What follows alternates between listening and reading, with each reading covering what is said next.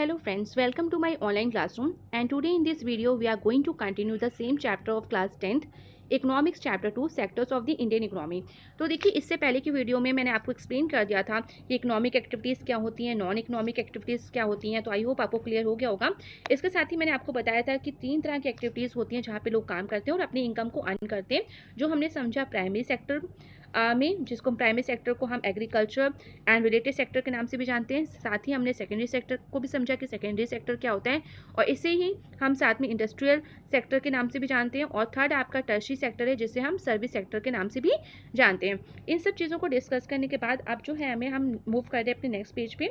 तो देखिए, और नेक्स्ट पेज पे हमें जानने को मिलेगा कि किस तरह से जो 3 एक्टिविटीज़ होती हैं, 3 जो सेक्टर्स होते हैं, जैसे मैंने आपको बताया था, ये तीनों के तीनों जो इकोनॉमिक एक्टिविटीज़ होती हैं, जो डिफरेंट कैटेगरीज जो हमने बात की, प्राइमरी सेकेंडरी टर्शरी, किस तरह से एक दूसरे पे डिपेंडेंट होती है, ठीक है, किस तरह से एक दूसरे से इंटरलिंक होती है। क्योंकि यहाँ से आपका 3 मार्क्स का क्वेश्चन बहुत आराम से आसानी से बन जाता है कि एक्सप्लेन कि क्या किस तरह से एक दूसरे से ये डिपेंडेंट है, किस तरह से इनके बीच में कनेक्शन होता है। तो वो इस पेज के थ्रू हम समझेंगे। आज यहाँ से आपका स्टार्ट करेंगे।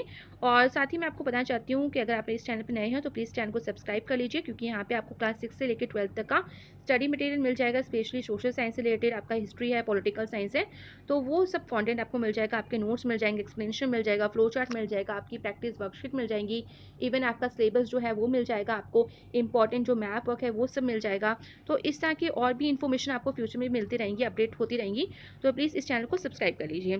तो देखिए, आज हम बात करेंगे टेबल 2.1 की एग्जांपल्स ऑफ इकोनॉमिक एक्टिविटीज़। देखिए, एनसीईआरटी के जो भी पेजेस हैं, जहाँ तक मुझे पता है, तो आपको कभी कभी सोचते हैं अरे ये तो ऐसे टेबल दिया है फालतू, इसको ना समझो, इसको छोड़ दो और आगे बढ़ जाओ, आगे कंटेंट पढ़ लो, या फिर कुछ हाईलाइटेड टर्म्स को ही जान लो तो हो जाएगा काम। नहीं है, देखिए, जब आप 10th और 12th में स्पेशली और 9th से ये हैबिट अच्छे से डाल लीजिए, अगर आप क्लास 9th में आ गए, कि आप बुक का हर एक पेज पढ़िए, स्पेशली लाइन टू लाइन पढ़िए।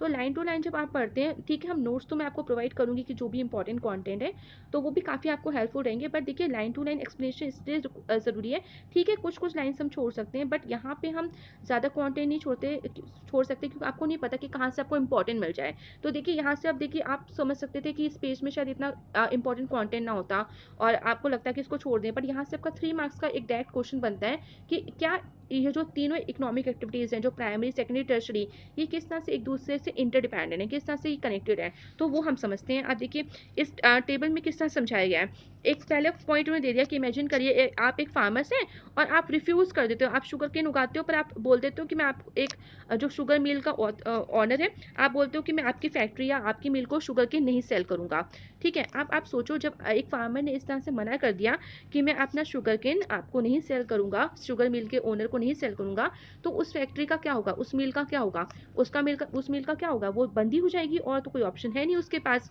ठीक है। या तो फिर वो और कोई फार्मर्स को ढूंढे, पर ये भी तो जरूरी नहीं है कि हर कोई फार्मर जो है वो शुगर केन ही उगाता हो, ठीक है। तो आप देखिए, ये फॉर एग्जांपल बताया आपको थोड़ा सोचने के लिए। अब इसके बाद देखिए सेकंड, देखिए, तो इसमें हमें बस ये लॉजिक लगाना है, ये थोड़ी सी बात को डिपेंड करना। अब ये नहीं कि आप बहुत सारी बातें सोचने लग जाओ कि नहीं वो तो उसके पास चला जाएगा शुगर केन लेने, वो किसी और के पास ले लेगा। नहीं, आप बस इतना समझिए यहाँ पे पॉइंट कि अगर एक फार्मर मना कर देता है कि वो अपना शुगर केन अगर सेल नहीं करता शुगर मिल को, तो उस मिल का क्या होता है, तो उस मिल का क्या होता है कि वो बंद हो जाती है। इसके साथ ही देखिए सेकंड एग्जांपल देखिए, इमेजिन करिए कि जो एक कॉटन कल्टीवेशन है, आप जो कंपनी है, ठीक है, पहले केस में क्या हुआ था कि फार्मर ने मना किया था। अब देखिए यहाँ पे क्या हो रहा है, जो कंपनी है उसने डिसाइड कर लिया है कि वो अब इंडियन मार्केट से जो कॉटन है वो नहीं खरीदेगा। वो कहाँ से खरीदेगा कॉटन को, वो इम्पोर्ट करेगा बाहर देशों से। अब क्या होगा, इसका रिजल्ट क्या होगा, इसका रिजल्ट ये होगा कि जो इंडियन जो लोग हैं, जो कॉटन कल्टीवेशन करते हैं, जो फार्मर्स, उनको तो बहुत ज़्यादा यहाँ से लॉस होगा। वो कोई इसी तरह का प्रॉफिट यहाँ पे कमा ही नहीं पाएंगे, और कमा भी पाएंगे तो बहुत कम प्रॉफिट कमा पाएंगे। इसके साथ ही जो फार्मर्स हैं वो तो एक तरह से बर्बाद ही हो जाएंगे पूरी तरह से, और उनको इसी के साथ तुरंत ही सोचना पड़ेगा कि अब जब कॉटन उनसे कोई खरीद नहीं रहा है, तो अब वो कॉटन को ना उगाएं अपने खेतों में, ठीक है, कपास को, रुई को ना उगाएं, अब वो क्या उगाएं, उन्हें कोई और फसल ढूंढनी पड़ेगी फटाफट, कि वो कोई और फसल उगाएं जिस जो ज़्यादा मार्केट में डिमांड हो, ज़्यादा बिकती हो। तो इस तरह से कॉटन के धीरे धीरे जो प्राइसेस हैं वो भी गिर जाएंगे। आप देखिए फार्मर्स, अब देखिए थर्ड केस क्या होगा। थर्ड केस में दिया है कि फार्मर्स बाय मैनी गुड्स। आपको पता है फार्मर्स बहुत सी चीज़ें खरीदते हैं ताकि ज़्यादा से ज़्यादा प्रोडक्शन हो, ट्रैक्टर्स लेते हैं, पंप सेट लेते हैं, इलेक्ट्रिसिटी भी चाहिए उनको, पेस्टिसाइड्स भी चाहिए, फर्टिलाइजर्स भी चाहिए। पर आप ये सोचिए, सपोज करिए कि एकदम से फर्टिलाइजर्स और जो पंप सेट है, ये जो चीज़ें रिक्वायरमेंट है फार्मर्स को अपनी खेती अपने प्रोडक्शन को बढ़ाने के लिए, इनका जो कीमत है, प्राइस है, वो एकदम से बहुत ज़्यादा बढ़ जाए। तो अब ये बढ़ जाएगा तो क्या होगा कि जो फार्मर है वो कल्टीवेशन में जितना कॉस्ट लगा रहा है वो बहुत ज़्यादा कॉस्ट लगा देगा, और उसको जो प्रॉफिट होगा वो बहुत ही कम होगा। धीरे धीरे जो प्रॉफिट है वो कम हो जाएगा, क्योंकि वो जितना भी प्रॉफिट अर्न करता है वो ज़्यादा कहाँ लगा रहा है, अपनी सेविंग में नहीं लगा रहा, वो अपने कल्टीवेशन को और बढ़ाने के लिए जो ये इलेक्ट्रिसिटी है, पंप सेट है, ट्रैक्टर्स हैं, पेस्टिसाइड्स, फर्टिलाइजर्स में खर्च कर रहा है, तो उसका प्रॉफिट तो है वो कम हो जाएगा। इसके साथ ही देखिए एक और केस दिया है यहाँ पे कि जो पीपल जो है, जो लोग काम करते हैं इंडस्ट्रियल और सर्विस सेक्टर में, उनको खाना चाहिए, ठीक है, फूड की रिक्वायरमेंट होती है।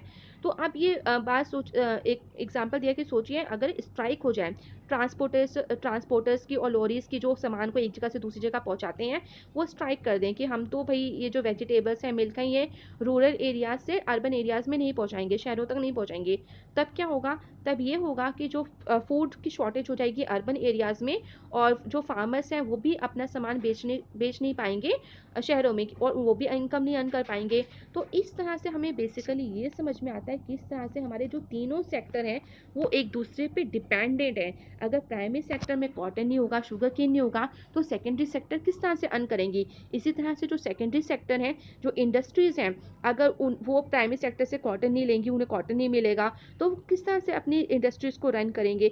और अगर कॉटन सेकेंडरी सेक्टर ने नहीं खरीदी तो फार्मर्स को बहुत ज़्यादा लॉस हो जाएगा। और इसी तरह से टर्शरी सेक्टर से अगर ट्रांसपोर्टेशन नहीं मिलेगा तो प्राइमरी सेक्टर भी बर्बाद होगा और साथ ही सेकेंडरी सेक्टर भी बर्बाद हो जाएगा। तो ठीक है, इस तरह से हमें समझ में आया कि क्या इन तीनों का इंटर रिलेशन है, किस तरह से ये एक दूसरे पे डिपेंड है। तो आई होप आपको यहाँ पे क्लियर हो गया होगा। साथ ही चलिए हम मूव करते हैं नेक्स्ट पेज पे, जहाँ पे हम क्या करने वाले हैं, हम पढ़ने वाले हैं, कंपेयर करने वाले हैं इन तीनों सेक्टर्स को। तो देखिए कंपेयरिंग द थ्री सेक्टर्स। अब हम इन तीनों सेक्टर्स को कंपेयर करेंगे और जानेंगे कि क्या कोई सेक्टर ज़्यादा इंपॉर्टेंट है हमारे लिए या कोई कम है, या फिर सभी इक्वली हमारे लिए इंपॉर्टेंट है। तो देखिए वेरियस प्रोडक्शन एक्टिविटीज़ जो जिनके बारे में हमने पहले डिस्कस कर लिया है, प्राइमरी क्या होती हैं, सेकेंडरी सेक्टर में कौन सी एक्टिविटी होती है, टर्शरी सेक्टर में कौन सी एक्टिविटी होती है, तो वहाँ से हमें ये तो समझ में आ गया कि बहुत ही ज़्यादा मात्रा में यहाँ पे लार्ज नंबर में गुड्स और सर्विसेज प्रोड्यूस होती हैं। इसके साथ ही देखिए also the three sectors have a large number of people working in them to produce this goods and services. तो ये बात तो हम बहुत पहले से जानते हैं कि जो भी नेचुरल रिसोर्सेज है, ठीक है, उसको हम यूटिलाइज करते हैं, बट फाइनली उसको यूटिलाइज कौन करता है, उसको यूटिलाइज करता है ह्यूमन अपने लेबर के थ्रू, ठीक है। जब तक इंसान मेहनत नहीं करता तब तक ये कोई भी गुड्स और सर्विसेज प्रोड्यूस होती ही नहीं है। तो इन थ्री सेक्टर्स में फर्स्ट पॉइंट देखिए आपका मार्क कर लीजिए। पहली चीज़ हमने ये जान ली कि यहाँ पे काफ़ी लार्ज नंबर में गुड्स और सर्विसेज प्रोड्यूस होती हैं इन तीनों सेक्टर में। दूसरी चीज़ हमने ये भी जानी कि इन तीनों सेक्टर में लार्ज नंबर में यहाँ पे लोग काम करते हैं, और उनके द्वारा काम करने के द्वारा ही ये सारे गुड्स और सर्विसेज जो हैं वो प्रोड्यूस होती हैं, अदरवाइज ये पॉसिबल ही नहीं है। अब देखिए नेक्स्ट स्टेप क्या होता है। नेक्स्ट स्टेप में हम देखेंगे therefore is to see how much goods and services are produced and how many people work in each sector। तो अब हमारा जो तीसरा स्टेप है, तो देखिए थर्ड पॉइंट क्या हुआ है, इसको मार्क करिए। तो थर्ड पॉइंट ये है कि किस तरह से, अब ये भी हमें जानने को मिलेगा कि इन तीनों सेक्टर से कितना गुड्स और सर्विसेज प्रोड्यूस होता है, और सेकंड बात ये भी जानने को मिलेगी कि यहाँ पे इन तीनों सेक्टर में कितने लोग काम करते हैं, ठीक है, कि प्राइमरी सेक्टर में कितने परसेंट लोग काम करते हैं, सेकेंडरी में कितने परसेंट लोग काम करते हैं, और टर्शरी में कितने परसेंट लोग जो हैं वो काम करते हैं। तो in an economy there could be one or more sectors which are dominant in terms of total production and employment while others are relatively small in size। तो जैसे मैंने आपको पहले बता दिया था कि देखेंगे कि कौन से सेक्टर ज़्यादा यहाँ से इनकम देता है या फिर ज़्यादा लोग वहाँ पे काम करते हैं, तो वो भी हम समझेंगे कि इन तीनों सेक्टर में से कौन सा एक सेक्टर ऐसा है जो बाकी सेक्टर्स पे डोमिनेंट है। डोमिनेट इन द टर्म्स कि वहाँ से ज़्यादा प्रोडक्शन भी ज़्यादा होता है, इनकम ज़्यादा आती है, और यहाँ पे ज़्यादा से ज़्यादा लोग काम भी करते हैं, एम्प्लॉयमेंट भी ज़्यादा है in comparison of the other sectors जो कि इनसे रिलेटिवली थोड़ी स्मॉल इन साइज है। इट मीन्स वहाँ प्रोडक्शन कम होती है और एम्प्लॉयमेंट भी कम ही मिलता है लोगों को। तो आप देखते हैं how do we count the various goods and services and know the total production in this sector. तो अब हम जानेंगे किस तरह से हम वेरियस गुड्स को काउंट करते हैं कि कौन कौन से गुड्स और सर्विसेज यहाँ पे प्रोड्यूस होते हैं, कितने मात्रा में होते हैं, और साथ ही टोटल प्रोडक्शन भी देखेंगे इस सेक्टर का किस तरह का टोटल प्रोडक्शन होता है, किस तरह की इनकम हम प्राप्त करते हैं। तो विद चलिए फिर स्टार्ट करते हैं। With so many thousands of goods and services produce you might think this is an impossible and impossible task. तो देखिए इतनी ज़्यादा गुड्स और सर्विसेज यहाँ पे प्रोड्यूस होते हैं तो एक थोड़ा सा हमें लगता लगता है ये कैसे काउंट करेंगे, तो एक इम्पॉसिबल टास्क लगता है। बट देखिए, not only would the task be enormous, you might also wonder how we can add up cars and computers and nails and furniture, it won't make sense. तो इसके साथ ही देखिए ये प्रोसेस जो है बहुत लंबा भी होगा, और इसके साथ ही हमें ये भी होगा कि हम कैसे कार्स को कैसे काउंट करेंगे, कंप्यूटर्स को कैसे काउंट करेंगे, नेल्स और फर्नीचर उसको कैसे काउंट करेंगे। इस ये तो कोई सेंसिबल बात तो होती नहीं है। तो बिल्कुल आप बिल्कुल सही हैं अगर आप ऐसा सोचते हैं। तो इस प्रॉब्लम को सॉर्ट आउट करने के लिए देखिए क्या इकोनॉमिस्ट जो होते हैं, देखिए इकोनॉमिस्ट कौन लोग होते हैं, जो कंट्री की इकोनॉमी को स्टडी करते हैं, कि ग्रोथ पूरी देखते हैं कि कितनी ग्रोथ हो रही है, लॉस हो रहा है कि प्रॉफिट हो रहा है, तो उस पर्सन को हम इकोनॉमिस्ट के नाम से जानते हैं। तो अर्थव्यवस्था को एक इंसान देखता है तो उसको हम अर्थशास्त्री भी बोलते हैं हिंदी में इसको। तो अर्थशास्त्री जो होते हैं वो सजेस्ट करते हैं कि that the values of goods and services should be used rather than adding up the actual numbers. तो ये अंडरलाइन कर लीजिए। तो इस प्रॉब्लम का ये सोल्यूशन है कि आप क्या करिए, आप जो वैल्यू है, जो गुड्स एंड सर्विसेज है, वो शुड बी यूज, तो उसको हमें यूज़ करना चाहिए, उसको काउंट करना चाहिए, ना कि एक्चुअल नंबर्स को हमें ऐड करना चाहिए। तो इसको आप एग्जाम्पल के थ्रू समझेंगे। फॉर एग्जाम्पल समझिए कि इफ़ 10,000 kg जो वीट है उसको बेचा गया, उसको बेचते हैं ₹8 पर kg में, ठीक है। तो पर kg के हिसाब से आई थिंक जो वीट है पूरा का पूरा, जो 10 किलो वीट है वो कितने रुपए में बिकेगा, वो 80,000 रुपये में बिकेगा। इसके साथ ही देखिए वैल्यू जो है 5,000 जो कोकोनट्स हैं एट ₹10 पर कोकोनट, कि 10 रुपये का एक कोकोनट जब आप बेचोगे तो पूरे के पूरे जो कोकोनट्स हैं, जो 5,000 जो कोकोनट है वो कितने में सेल होंगे, वो होंगे 50,000 में।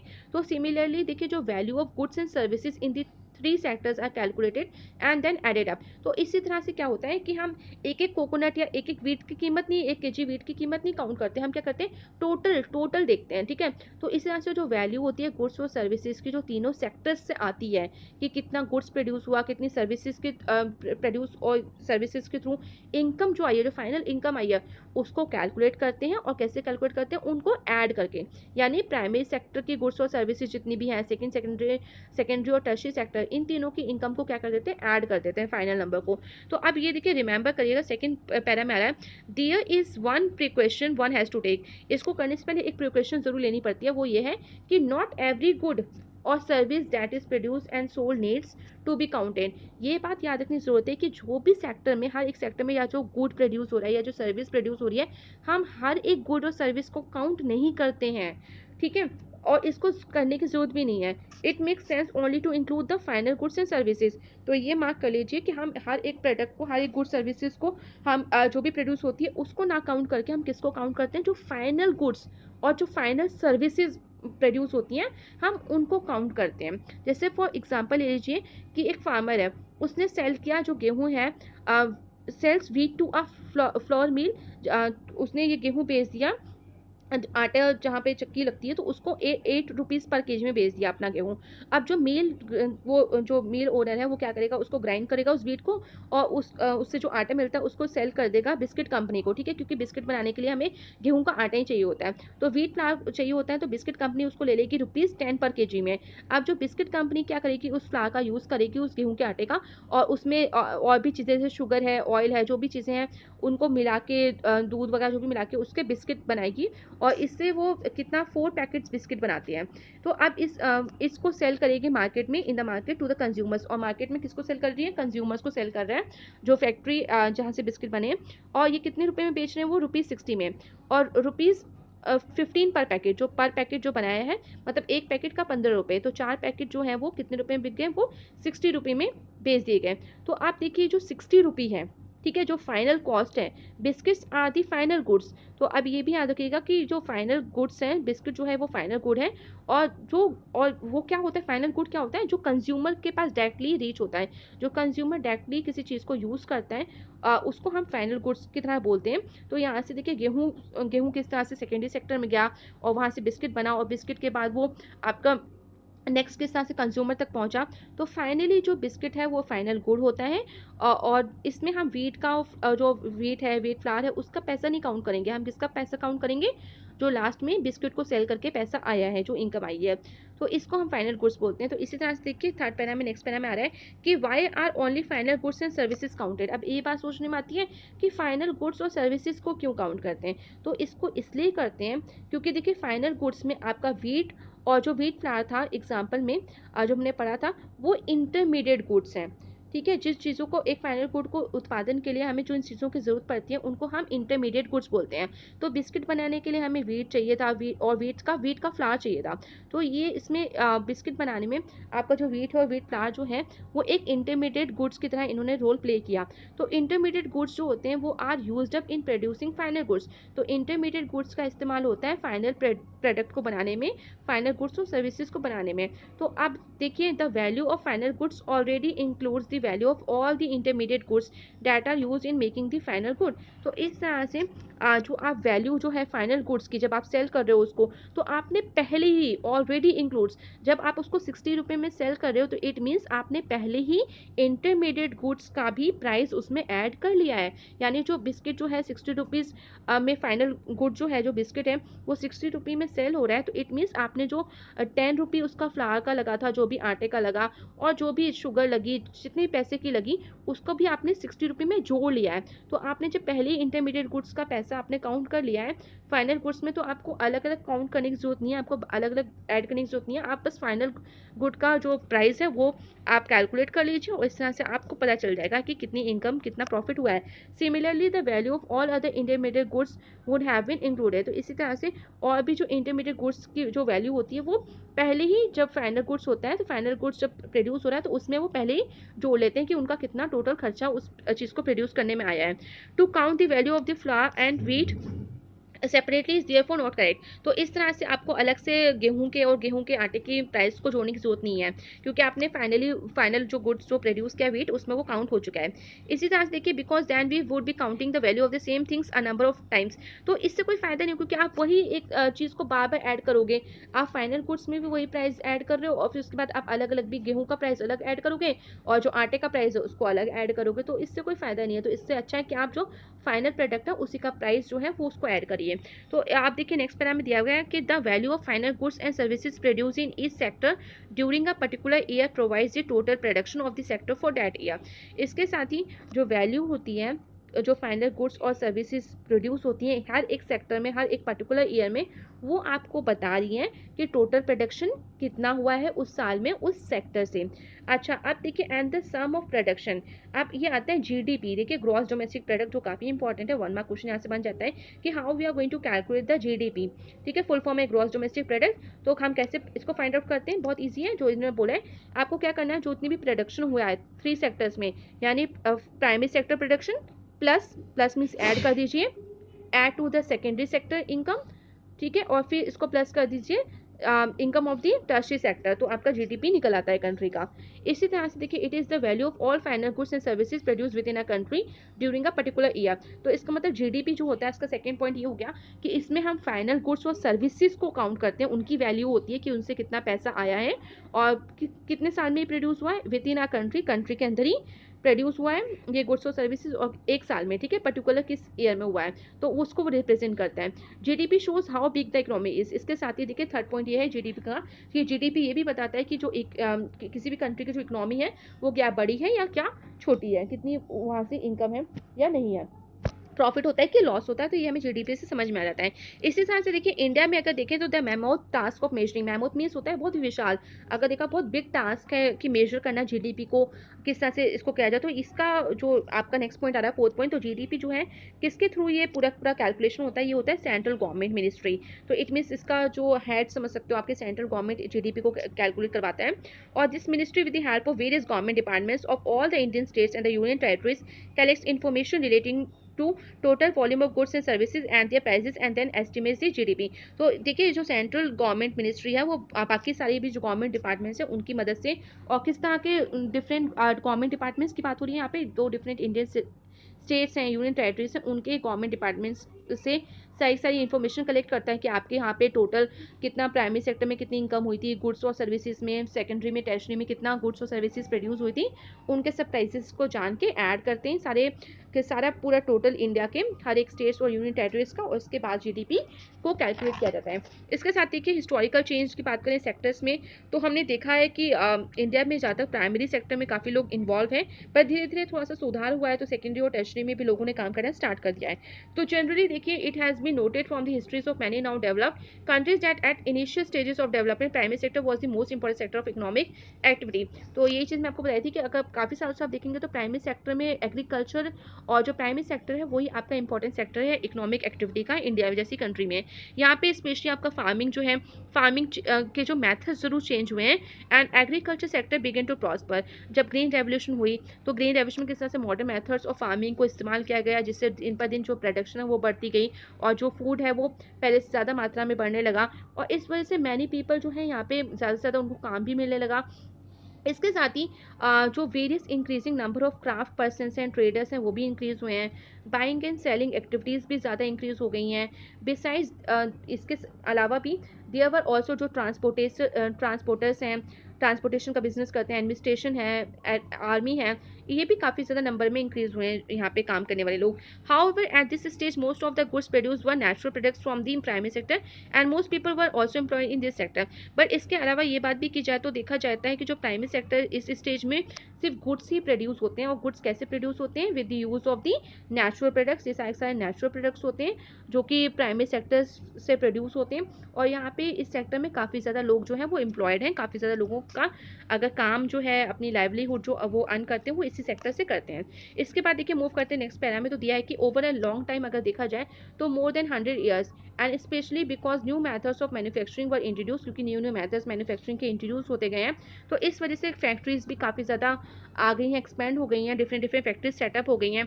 और यहाँ पे भी जो पीपल जो पहले शायद एग्रीकल्चर में काम करते थे, फार्म्स में काम करते थे, उन्होंने धीरे धीरे फैक्ट्रीज में काफ़ी लार्ज नंबर पे काम करना स्टार्ट कर दिया, अपने स्किल्स को यूटिलाइज करना स्टार्ट कर दिया है, और they were forced to do so as you read in history chapters.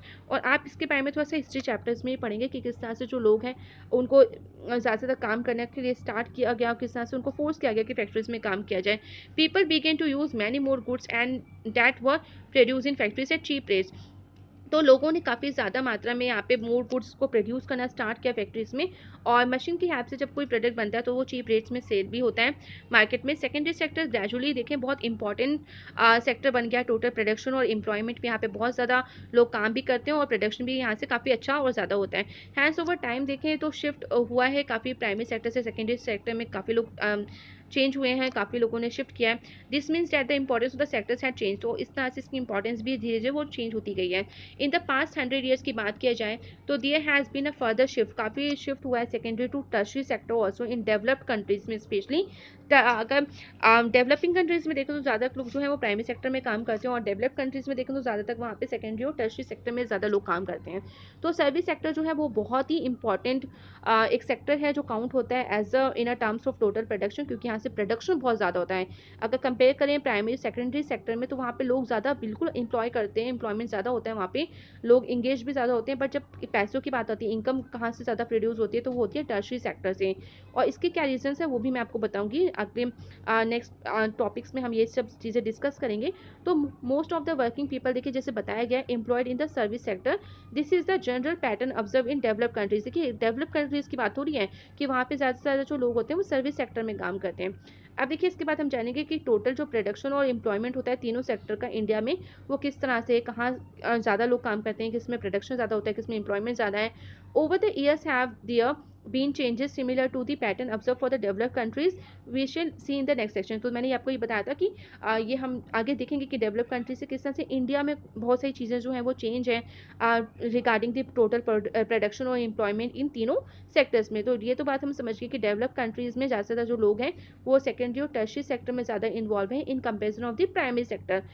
और डेवलपिंग कंट्रीज देखें जैसे इंडिया जैसी कंट्रीज में, तो यहाँ पे लोग जो है ज़्यादा से ज़्यादा प्राइमरी सेक्टर में इंगेज हैं, और उनकी आप देखो कि एम्प्लॉयमेंट तो वहाँ पे ज़्यादा है, लोग ज़्यादा इंगेज हैं, बट अगर इनकम की बात की जाए तो इतनी इनकम वहाँ से आती नहीं है। तो इस बात को हम आगे के पेजेस में थोड़ा समझेंगे। So thank you everyone and please like share and subscribe this channel for more updates.